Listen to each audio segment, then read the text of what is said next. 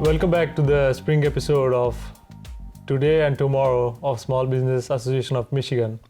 Today we are privileged to have with us a gentleman who has been the past advocate for the governor, and he's dynamic. Let me introduce you to Chris Holman. He's dynamic. Now, I haven't heard that a lot, but I appreciate it. Thank you. Thank you very much.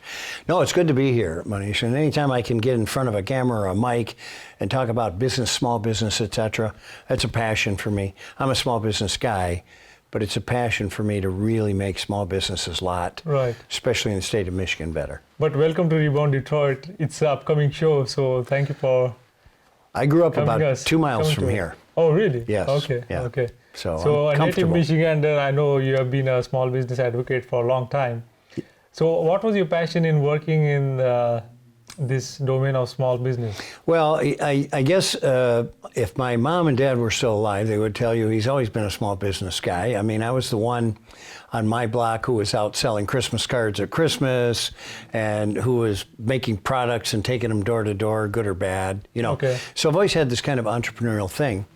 I did always want to be an educator and a coach, and that's what I did for 10 years. And every now and then I dip back into education. I was a dean at a community college. I was an adjunct professor at a major university. So I get back into education because I miss it. But the passion has always been small business because these people work so hard, they strive so hard.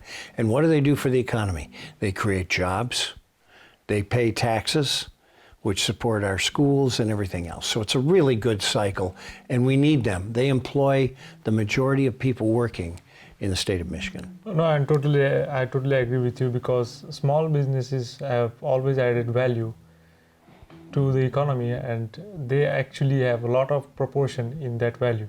Yeah. So do you think any kind of new initiatives in small businesses?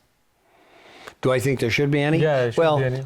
I think that one of the things that the state should be doing, and the feds, is paying more attention to small business. One of the suffers that one of the ills that we suffer from is the fact that we don't have a big voice. If a big manufacturer goes in and says, look, we got to have this or we're going to be laying off 30,000 people, right, that's a big voice and it's a headline. Small business comes and says, you know, we need more market information so we can make better decisions. And if we don't, you're going to lose the 2 or 3 people I employ. Well, that's not a big voice. But cumulatively, there is a big voice. And you mentioned SBAM, Small Business Association of Michigan. They're a big voice for small business. They are able to go over to the Capitol and say, look, small business seems to need this, this, and this. What can we do to help them out, right? And right. So that's where the passion comes from, is to getting them a better lot. And I think that's where the future legislation should come from. MEDC, Jeff Mason, head of it right now, have done a marvelous job right, of helping small business, and especially in the innovation area, small startups, getting them money, getting them funding, and getting them information, you know, helping them out with incubators, those types of things. So they're doing a lot right now, but there's always a little more that can be done. By the same token, I'm a big believer that you don't give too much away. You want somebody to have a little sweat equity in their success. Sure. Yeah. And you have worked in the Lansing area for a couple of decades now, I must say. Yeah, I've been on Earth for more than a couple decades, right, but I have worked there, and I've worked closely with our last 5 governors, actually, who all had a propensity for small business in some capacity or another. Right. Was actually the small business advocate for Governor Granholm when she was there. Okay. And so I traveled all around the state, and it was really enlightening, because as a state, we don't have a great communication tool business to business. No, you know what I mean? And right, that's what makes this show so important. And what I'm doing now, the Michigan Business Network. Right. Because I remember talking to a Detroit audience and saying, do you know what the major economic issue is in Marquette, Michigan? Okay. And nobody had an idea. What was the spotted owl? And it was because the spotted owl had taken up habitat in one of the mines that they wanted to reopen, and the spotted owl was an endangered species. Okay. So the Audubon Society, the Sierra Club, everybody else was in there keeping them from opening. You know, this was 300-400 jobs in Marquette. That's a big issue. No, that's a big issue, and that's a beautiful place too. We have a beautiful place. It's a beautiful place. We have Michigan Technological University. Yeah. Which is strategically I do a lot with their tech transfer department. Right. Yeah. Right. It's a great university. And we have seen that you have been an inventor and entrepreneur, because very few people invented this unique communication tool.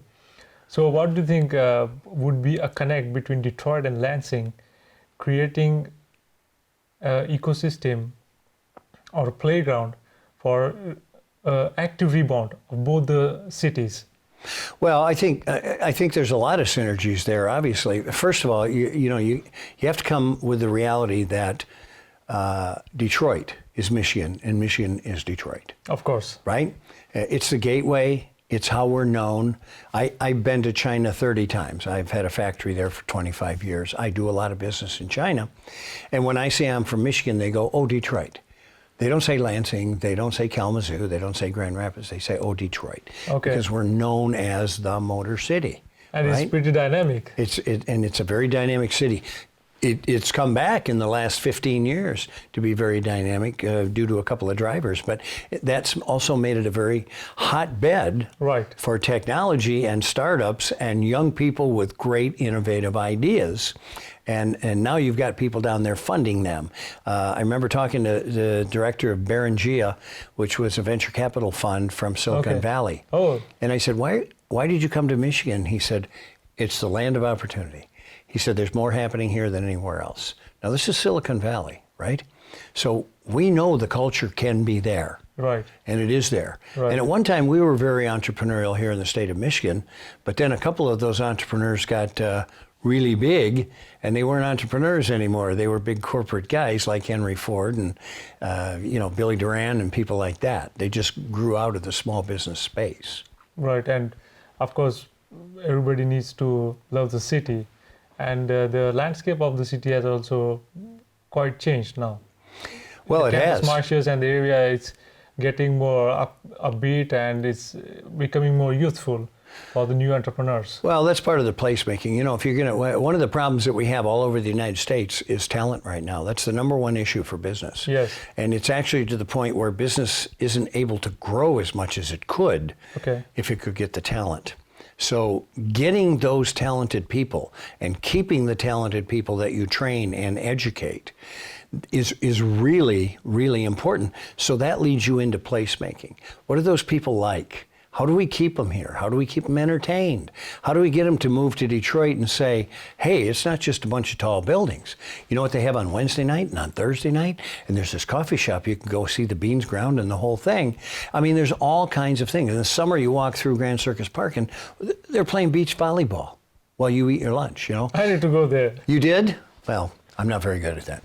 But at any rate, what they're doing is they're attracting young people like you. Well, this is what we've got to have. This is the fuel for the fire. And Detroit has been a global arena for a lot of business people. Yes. And I've seen that any business needs a clear and crystal forecast if it needs to grow. So I've seen that your focus on the Michigan Future Business Index has pretty been appreciative. Yeah. And it's pretty been, how could I say it, Chris? Well, you know, let me see if I can hit on it here. We started this thing because we felt the most important thing that entrepreneurs could have, business in general could have, is market information. If you give them information, it's better than money, because then they can figure out where their customers are, who they are, or if they don't have customers. And then we may see product innovation or new services, whatever the case may be. So you give them the information, and that's why we started this. And we did it in Lansing alone for a number of years, 12, 13 years. And then we took it statewide. And the Accident Fund Insurance Company stepped up and said, look, this is expensive, we'll finance it.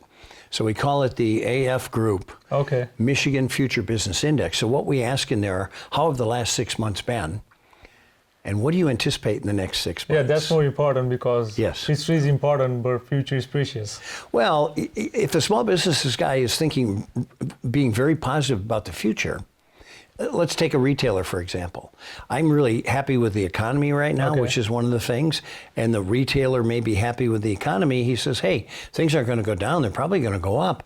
I better hire a half a person or part-time or a full person, and I better order more product. Well, what are the ramifications of that? The person producing the products is now making more product for Right. them, so they got to add people, right? So it's this wonderful cash cycle, I call it, where the cash comes in, it goes back into the system after it disseminates itself into the hands of owners and people who work there. So, And I think this is a brave step taken by you, because there are a lot of cities in Michigan, but to know which cities to go and take the data from, because data is oil, and this is going to be the most. data is blood. Data is blood for the body of small business. And data is really dynamic for Detroit. Yeah. To have the right data, Yeah. which can foster the right growth. Yeah.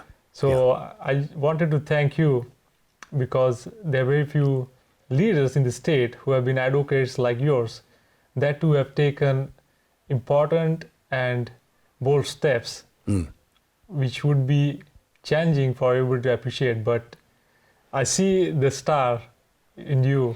As you Well, say in the movie, the star is born, but you're always a star. Okay, stop right there. Okay.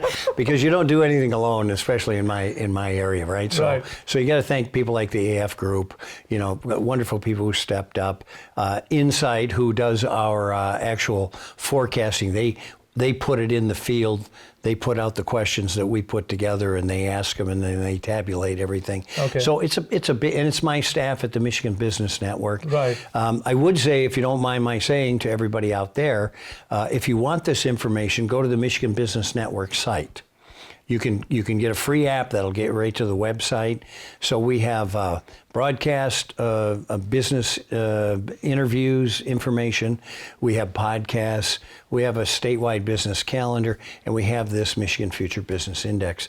So you can get there and get the data you want, and get a really accurate look at what is anticipated to be the next 6 months. Definitely. And today I'm going to request, the first time as you as a speaker, to tell our audience, what do you see Detroit as, and what do you want to forecast Detroit as? Well, listen, Detroit, I will tell you that Detroit is where I grew up. I actually grew up in Livonia, but I played all my hockey, all my baseball in Detroit. And Detroit was Friday night, date night, so I have a real affection for Detroit, And when Detroit went down and died for about 20 years, it was heartbreaking. I mean, we didn't go to Detroit unless we had a real reason. Yes. Now we go down there in flocks because it's fun. And I will tell you that the future for Detroit is very bright.